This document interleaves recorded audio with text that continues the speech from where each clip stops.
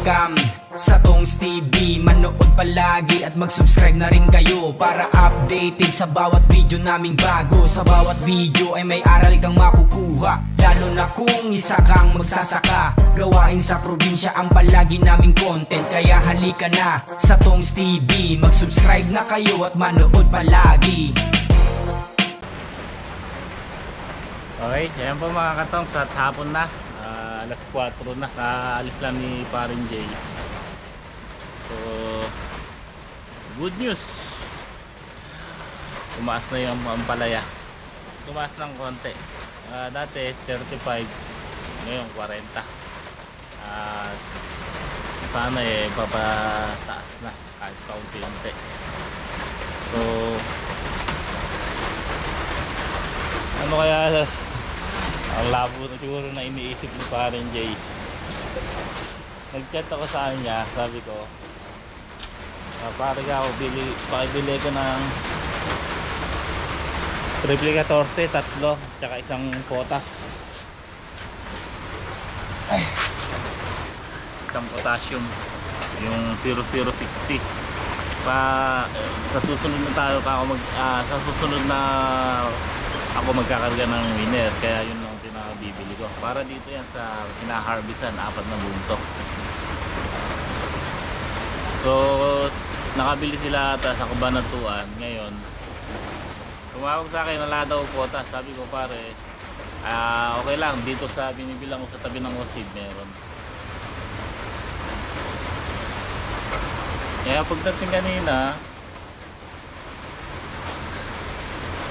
Antimano, tinanong ko kung nakabili siya ng potas. Nakabili raw, kaya nandun yung pataba. So sakto sana umuulan, sasabog namin. Kaya pinakuha ko kay Bentong, daling ako ipataba rito at isasabog, ihahaluin ko.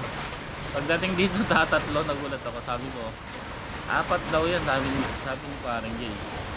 Hindi ka, 3 lang. Ala, nagparing Jay pa.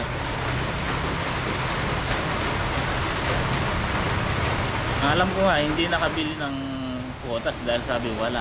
Kaya sabi ko, antimano, pagdating kanina nila dito, tinanong ko kung nakabili ng quotas para dito na ako magpapabili.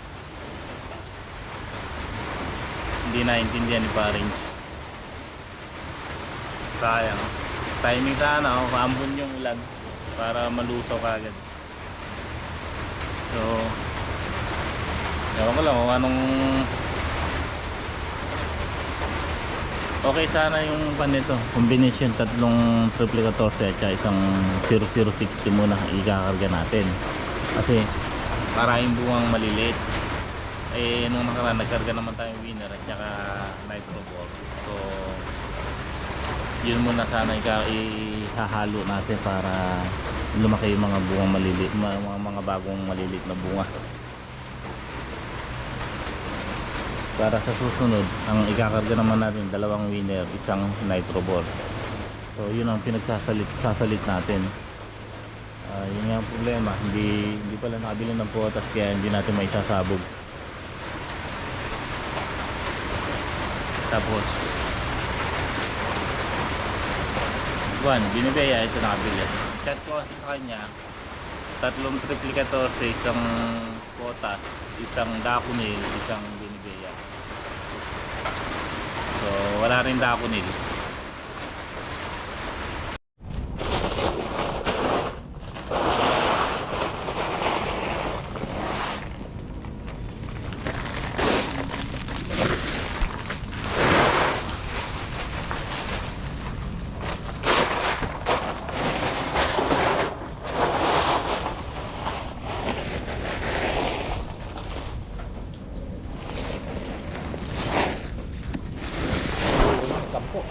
Hmm? 10 kilo. 10 kilo din. Kuha niya. 210 kilos pa nga. Ha? 20-20 to.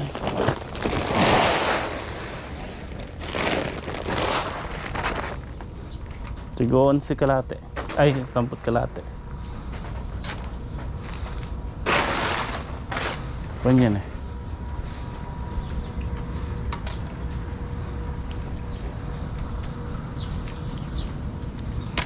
Sasabog na natin yung mga katong no-text tayo. Pang sabog. Pang pataba kasi.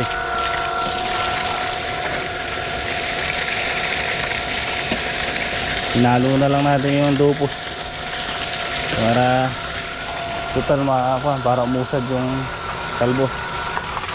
Pang patalbos din yan yung dupos.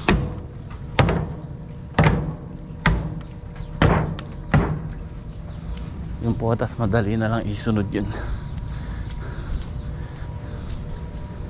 Ito pala.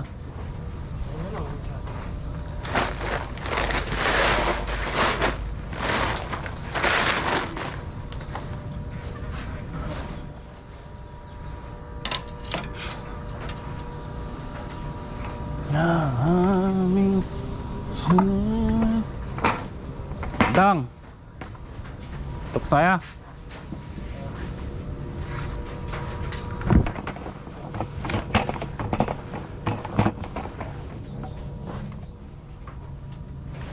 Yan. Kunin mo yung timbangan doon. Okay na.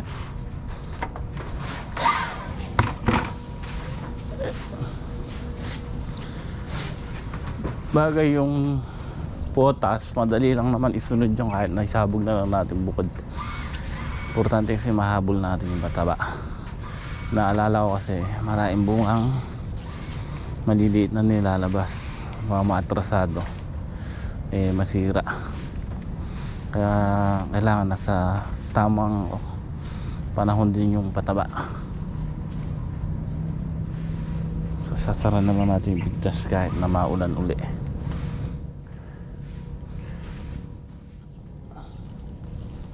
Maganda pa naman ang mga nilalabas yung bunga. So susundan na lang natin kaagad ng ano yan, ng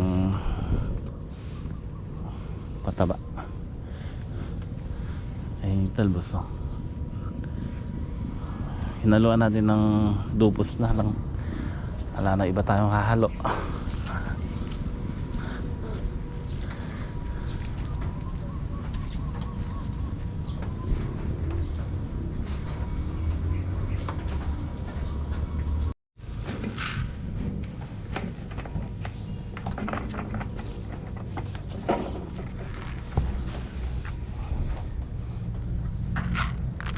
So tinitimbang po natin yung pataba kasi hinalo natin 210 kilos.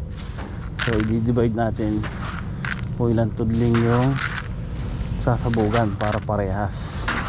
Ganun po yung ginagawa namin, kaya parehas ang nagiging tapon ng pataba natin.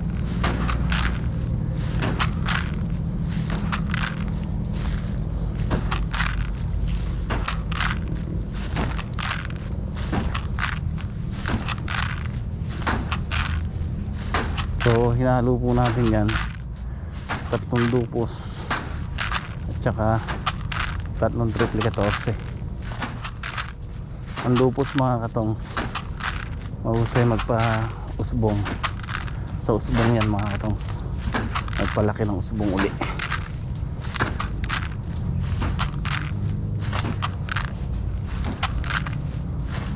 Diba, may nagtatanong po na ano daw magandang pampausbong ulit ng halaman. So may re-recommend ako po yung lupus.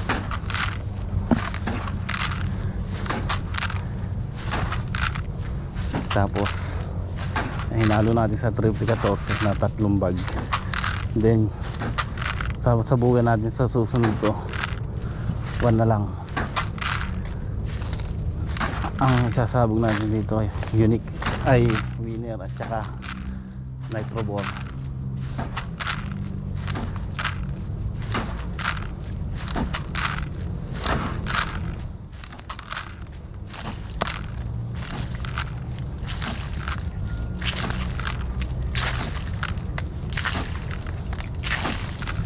Sakto lang yung ulan yan mga itong ambon-ambon, malulusaw yung pataba.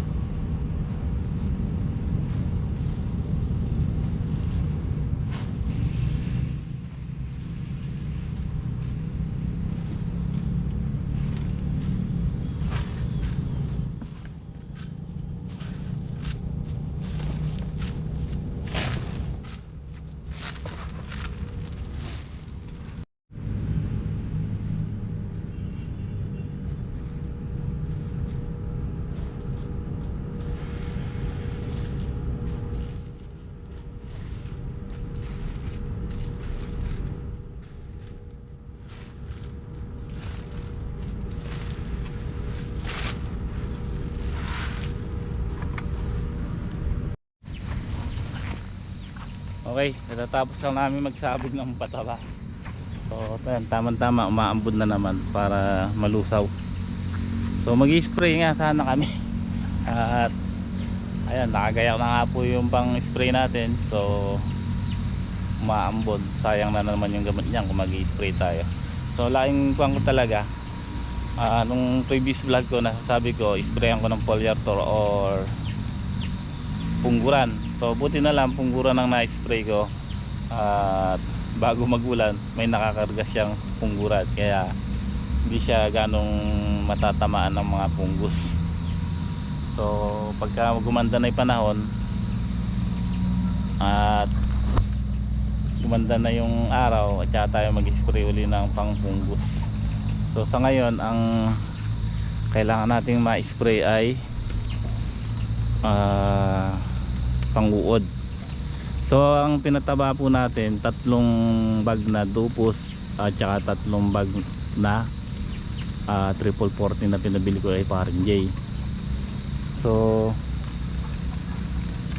sa susunod na pataba natin, ang ikakarga naman natin mga katong ay nitrobor at saka winner.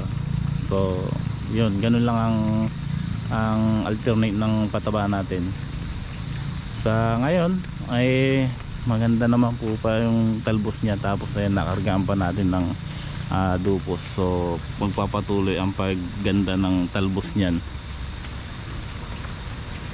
Ang importante, paunti-unti nalalagyan natin ng pataba. So hindi mapapatdan yung pagbibigay niya ng sustansya sa mga bunga at sa mga baging niya. Yan, maganda magiging talab yan pagka nabasa, nalusaw.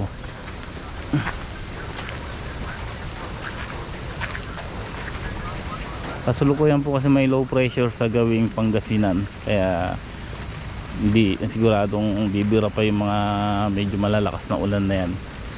So yung pataba naman pinilit lang natin malagyan ngayon para at least hindi mapatdan ang niya. Lalo na ngayon naglalaglag siya ng bunga. Ayun o. So yun ang importante sa ating pag-aalaga.